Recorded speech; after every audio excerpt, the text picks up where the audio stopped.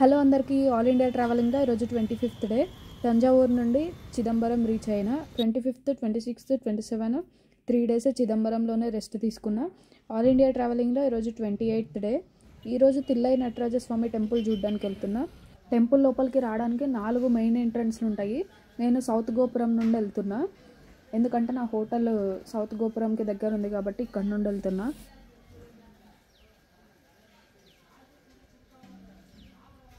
South గోపురం enter అవ్వగానే గోడల మీద 108 భరతనాట్యం స్టిల్స్ ఉన్న శిల్పాలని మనం చూడొచ్చు.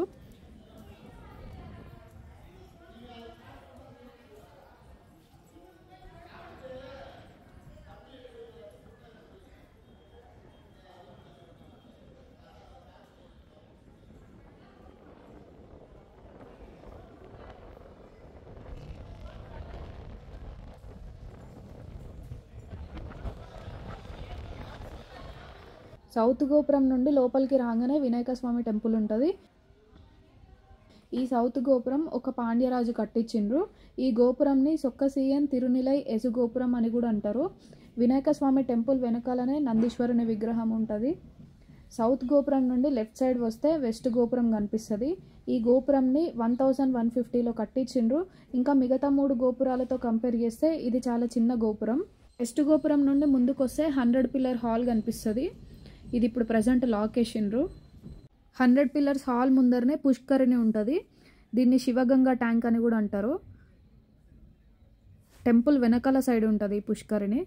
ఇది అమ్మవారి temple, Shri Sivagami Amman temple.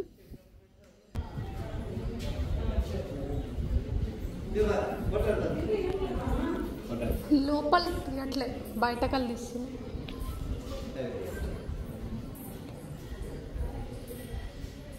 Temple లోపలికి ఫోన్స్ అలా ఉన్నాయి కానీ ఫొటోస్ వీడియోస్ అస్సలు తీయొద్దు. ఇది నార్త్ గోపురం 1300లో కట్టించిండ్రు. విజయనగర సామ్రాజ్యాన్ని పరిపాలించిన శ్రీకృష్ణదేవరాయ ఈ నార్త్ గోపురంని కట్టించిండ్రు. ఇంక ఇక్కడ నార్త్ గోపురం నుండి ఈస్ట్ సైడ్ వెళ్ళడానికి ఆప్షన్ లేదు, క్లోజ్ చేసిండ్రు.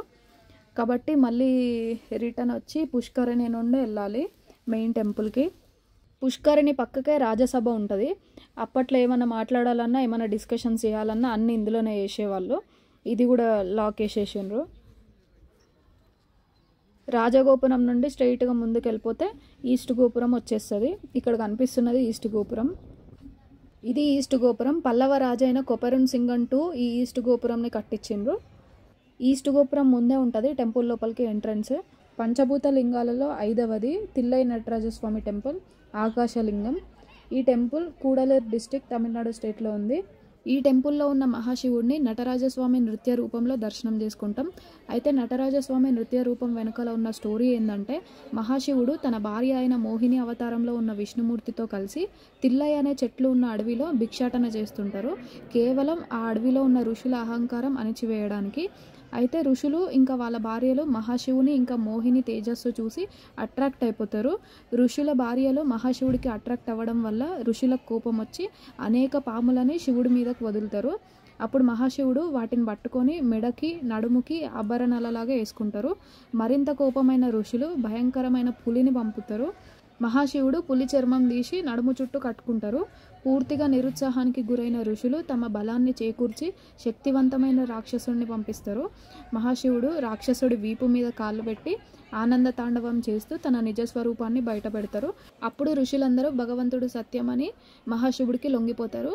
అట్లా ఆనంద తాండవం చేస్తున్న నటరాజస్వామిని మనం ఈ టెంపుల్లో దర్శించుకుంటాం. టెంపుల్ టైమింగ్స్ వచ్చేసి మార్నింగ్ 6 నుండి ఆఫ్టర్నూన్ 12 వరకు, మళ్ళీ ఈవినింగ్ 5 నుండి నైట్ 10 వరకు. టైమింగ్స్ అయితే చాలా స్ట్రిక్ట్గా ఫాలో చేస్తారు కాబట్టి టైమింగ్స్ చూసుకొని వెళ్ళండి. వీడియో నచ్చితే లైక్ చేయండి, షేర్ చేయండి, సబ్స్క్రైబ్ చేసుకోండి.